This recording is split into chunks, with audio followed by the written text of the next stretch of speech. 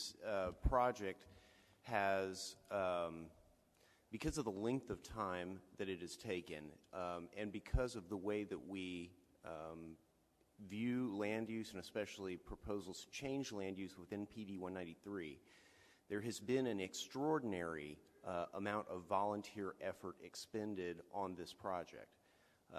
And that is the primary reason, along with the secondary reason being the overwhelming level of opposition, that I'm not willing to further drag out this case or to try to send it back for some, essentially would be about the fourth major revision if we tried to revise it again.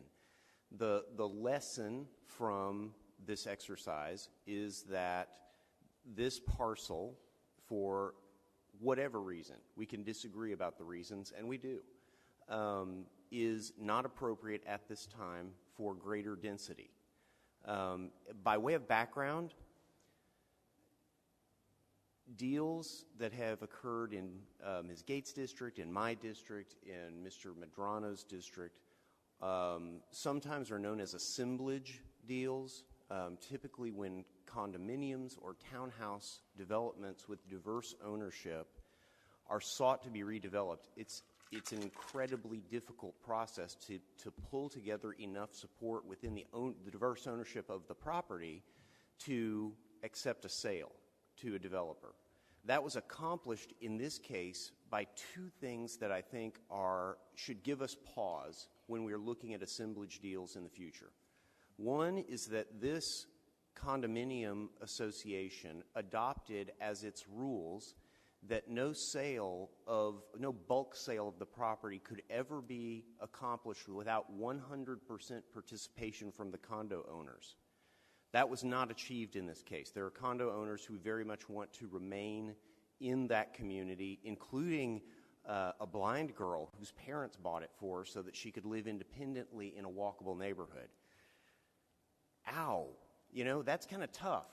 The Texas legislature, people that most of us around this horseshoe don't really support, several years ago preempted cities' ability to require 100% clauses for condo and townhouse. So this project is taking advantage of a stripping away of property rights that the legislature shoved down homeowners' throats a few sessions ago. Now, if that sounds like I'm being harsh with the applicant, I hope it doesn't. Lincoln, one of the reasons this thing has been so difficult is Lincoln is that credible developer that tells the truth, that really tries to make a sensitive, context-sensitive development. Obviously, they need to make money. All developers do, but they're listening to what the neighbors are saying. They are offering an extraordinary level of affordability in the project, and I know in my brain that this project is not right for this parcel at this time, but it doesn't make me feel good to tell my friends at Lincoln that this project that they worked on for a long time is a no-go. But that's the way it is for right now. As we discussed, Jeff, this may be a situation where your investors will wind up in the future having educated everyone about what really should be here and then won't profit from it themselves, and I'm sorry about that. But this is going to take a lot. If there is ever going to be a zoning change on this parcel, and I don't know that there will be, it is going to take a lot more thought, a lot more community engagement, and a lot more effort. And there's another potential lesson here. In zoning, people frequently, for rhetorical purposes, argue to ad absurdum, or whatever it is, where you argue that everything in the future will reflect the decision made today. Zoning legally is not precedent setting, and there's a reason for that. It's because sometimes the fact that there's a Taylor a block and a half away is a reason there shouldn't be higher, taller development on this site, because the preservation of that variation in form is healthy for the neighborhood as well. That's frustrating for owners who are looking to profit off of a speculative investment, but for people who live there, it's it's probably a good thing.